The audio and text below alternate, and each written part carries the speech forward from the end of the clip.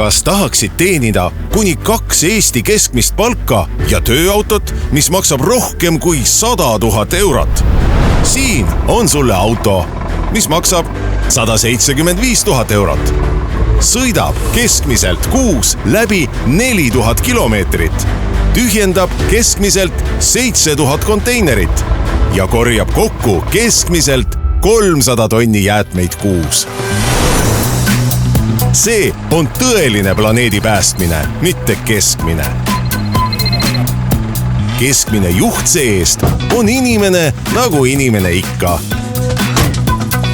Vaatab Eurovisiooni, kuulab Nublu muusikat, puhkab talvekuudel Tenerifel ja tegeleb talle omaste hobidega. Inimene nagu sina. Andrei, kas te poisid plaanite täna tööd ka teha või seisate niisama platsi peal soojas? Ja keskmine nimi on meil Andrei.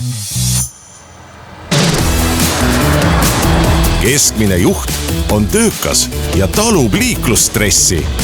Ta tunneb ennast mugavalt suure masina roolis ja on hea manööverdaja, sest tänavad on meil erisugused. Kitsamad ja veel kitsamad. Ja mitte kõik inimesed ei pargi enam sama hoolikalt kui arki eksamil. Eesti keskkonnateenuste autopargid asuvad üle Eesti, mis võimaldab hakkajal juhil peale lõunapausi juba kodus olla. Tule meile tööle ja aita prügi kokku koguda, et selle saaks kõik taaskasutusse suunata. Hoiame koos Eestimaa puhtana. Kandideeri .keskkonnateenused.ee